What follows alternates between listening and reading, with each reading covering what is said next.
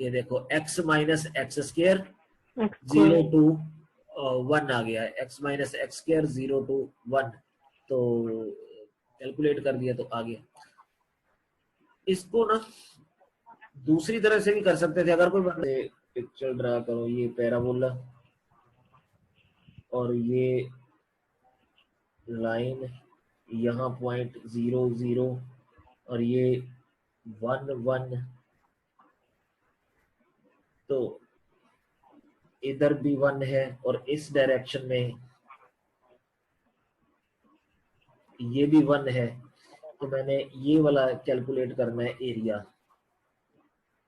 तो ये वाली जो कर्व है, this curve is y equal to x square, और ये जो कर्व है वो y इक्वल टू x है। अब अगर मैंने integral with respect to y calculate करना है, मतलब इस तरह का इंटीग्रल x dy, तो ऐसा समझो कि मेरा ग्राफ इस तरह से है। तो अब देखो ये वाली कर्व ऊपर हो गई, पहले ये वाली कर्व नीचे थी। अब अगर मैं ये वाला इंटीग्रल कैलकुलेट कर रहा हूँ y dx, तो ये वाली कर्व नीचे है, ये वाली कर्व ऊपर है। पर अगर मैंने ये वाला इंटीग्रल कैलकुलेट करना है x dy, तो ग्राफ को ऐसे समझो। अब जब ऐसे समझा तो ये वाली कर्व ऊपर है, ये वाली कर्व नीचे है, पर इस कर्व की इक्वेशन कितनी होगी? अब इसकी इक्वेशन है x is equal to square root of y, in terms of x लिखना है ना, तो ये x रूट y, तो मेरा जो अब इंटीग्रल हो जाएगा, ये इंटीग्रल आ जाएगा। So this is equal to integral, ये ऊपर वाली कर्व माइनस नीचे वाली curve, so root y minus y dy and y varies from 0 to 1, तो y varies from 0 to 1।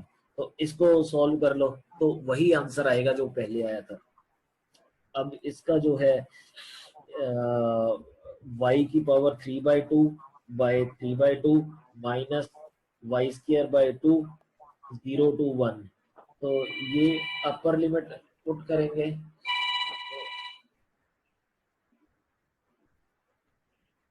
Upper limit put करेंगे तो मेरे पास आएगा 1 पुट किया तो 2/3 माइनस 1/2 का मॉड, तो यहाँ पे 4 माइनस 3/6, 4 माइनस 3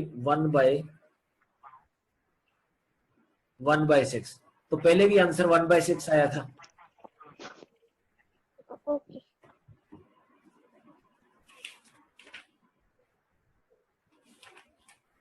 अच्छा, ये एग्जांपल 4 देखिए, कहते हैं find area above x axis included between the curve y square equal to 2ax minus x square and y square equal to ax। तो फर्स्ट स्टेप क्या है इसके, वो बनानी है ड्राइंग्स, कर्व ट्रेस।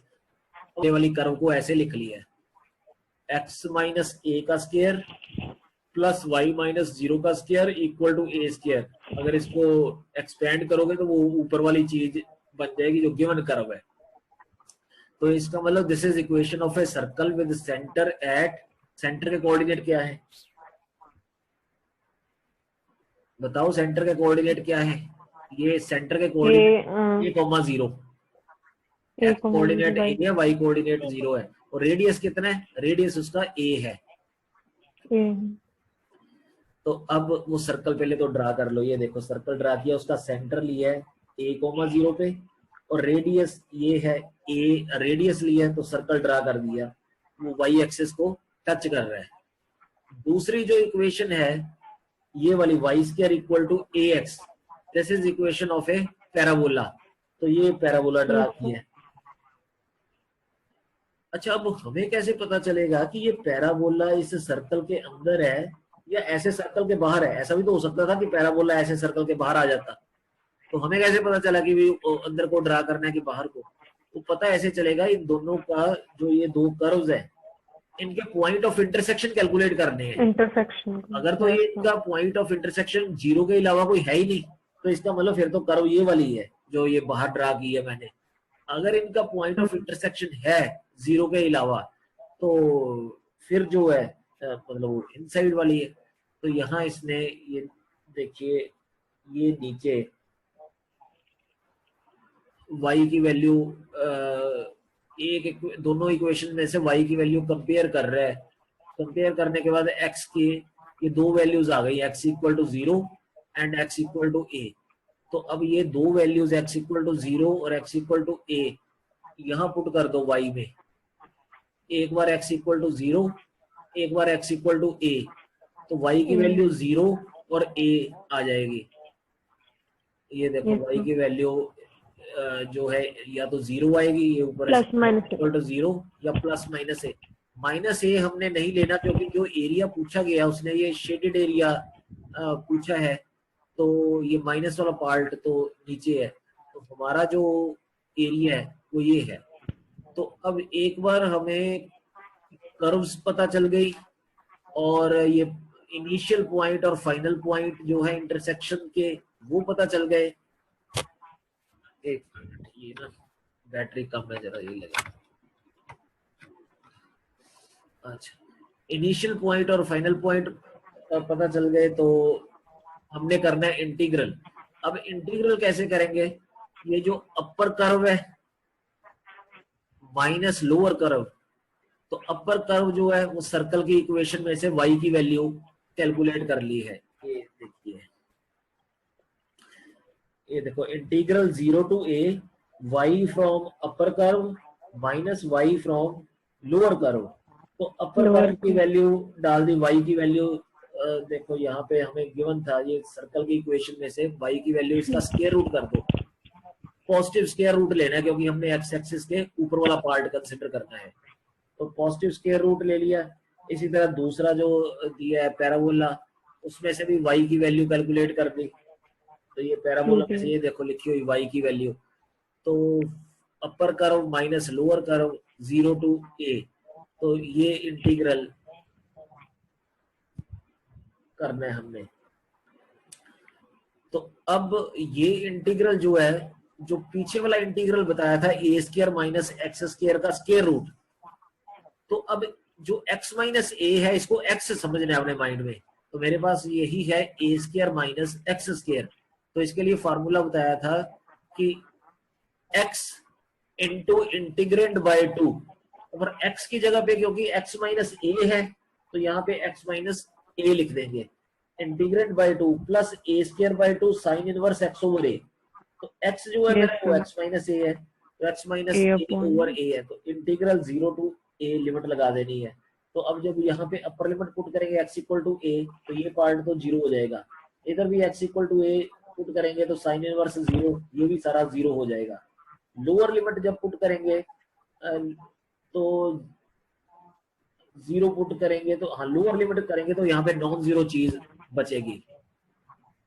इसी तरह मेरे पास ये दूसरी कर्व है जो पैराबोला वाला सब्ट्रैक्ट करना है, उसका इंटीग्रल कर लिया 0 टू a, तो उसका लोअर लिमिट जब 0 पुट करेंगे तो ये 0 बन जाएगा, अपर लिमिट पुट करेंगे तो कुछ वैल्यू आएगी। तो इसकी लोअर लिमिट और इधर वाले की अपर लिमिट करके हमारे पास दिस माइनस दिस, ये सारा कंप्यूट करने के बाद a स्क्वायर इंटू 5/4 माइनस 2/3, ये आंसर आ गया। देखिए अब इसमें लिखा find area of the region bounded by the curves this.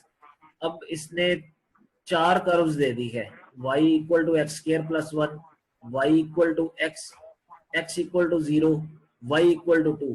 तो सबसे पहला काम तो ये है कि ये 4 कर्व्स ड्रा करनी है और इनके point of intersections find out करने हैं। तो ये इसने 4 कर्व्स ड्रा की है।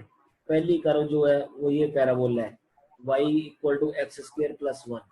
तो अब इसमें भी ये है कि अगर आपको कर्व ट्रेसिंग वाला चैप्टर अच्छे से आता है तो आपको एकदम पता चल जाएगा कि ये कर्व कैसे ड्रा करनी है, तो ये कर्व ड्रा हो जाएगी। फिर दूसरी है y इक्वल टू एक्स, तो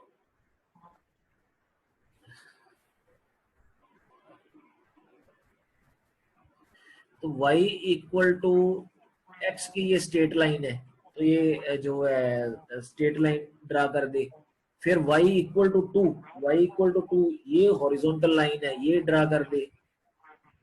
फिर x equal to 0, x equal to 0 जो है वो y एक्सिस है, ये वर्टिकल लाइन ड्रा कर दी। तो मेरे पास चार Yes, sir. कर्व्स हैं, 1 2 3 4। इन 2, चारों के बीच वाला जो एरिया है ये हमने कंप्यूट करना। shaded region. तो अब जो है इसमें वो करेंगे अपर कर्व माइनस लोअर कर्व, लेकिन अब थोड़ा ध्यान से करना है यहाँ पे, अपर कर्व माइनस लोअर कर्व। अब यहाँ पे अपर कर्व भी ना दो तरह की है। यहाँ तक जो है अपर कर्व ये है, मम्मा, और इसके बाद अपर कर्व जो है वो ये चेंज हो गई है। तो मेरा जो इंटीग्रल है वो दो पार्ट में डिवाइड हो जाएगा। सो ए से लेके बी तक upper curve minus this straight line वो अलग इंटीग्रल है, plus upper curve y equal to 2 minus ये स्ट्रेट लाइन, तो ये इंटीग्रल अलग हो जाएगा। समझ आ रहा है कि नहीं? इस ये देखिए कि दिस इज इंटीग्रल, मेरे पास जो फंक्शन है वो एक है y is equal to x square plus 1 और दूसरा है y इक्वल टू x। तो x equal to 0 and y equal to 2। तो ग्राफ हमारे सामने बना हुआ है। तो मैं जो है इस तरह से करता हूँ कि a से लेके b तक मेरा ये वाला एक पोर्शन है और b से लेके c तक दूसरा पोर्शन है। तो ये जो पहले वाला पोर्शन है इसके लिए मैं upper curve minus lower curve करता हूँ। तो अपर कर्व मेरा है y is equal to x square plus 1।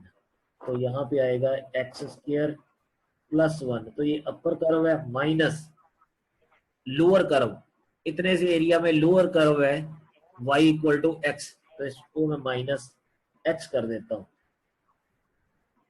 dx। और यहाँ पे लिमिट मेरे को क्या लगानी है, यहाँ पे x इक्वल टू 0 है, इस पॉइंट पे कितनी लिमिट है x की, बता सकता है कोई कि इस पे x कितना है, b पॉइंट का x कोऑर्डिनेट कितना है?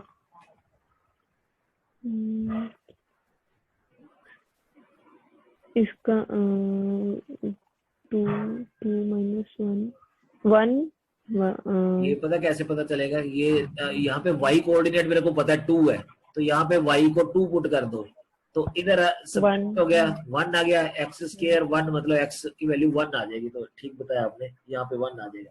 तो ये जो मैंने इंटीग्रल लिखा है ना, ये इंटीग्रल इतने से पोर्शन का मैंने लिख दिया a टू b, और ये जो वर्टिकल लाइन है और ये सारा। अब जो नेक्स्ट वाला पोर्शन है उसके लिए अलग से इंटीग्रल लिखने लगा हूं, दिस इंटीग्रल प्लस इंटीग्रल। अब इसमें अपर कर्व कौन सी है, ये वाली y इक्वल टू 2, तो this is 2, minus lower curve कौन सी है, y equal to x minus x dx। और यहाँ पे लिमिट कितनी लगानी है, यहाँ पे x की वैल्यू 1 है, यहाँ पे x की वैल्यू 2 है, तो 1 से 2 ये लगा दो। तो अब ये कंप्यूट कर देते हैं, तो अब देखना कि कितना आंसर आएगा। तो यहाँ पे कंप्यूट करके आएगा x cube by 3 plus x minus x square by 2 0 to 1 plus इधर हमारे पास आएगा 2x minus x square by 2 1 to 2। This is equal to, यहाँ पे अपर लिमिट पुट कर दो, अपर तो यहाँ पे आएगा 1/2 प्लस के, और ये 1/2 माइनस के है, ये दोनों आपस में कट गए। पहले मैंने दोनों को ऐड करके 1 कर दिया था, 4/3 है सर। हाँ, तो अब 1/3 plus 1 this is 4/3। Yes sir. तो पीछे 4/3। तो अब ये thank you sir. Thank you sir. Okay ji.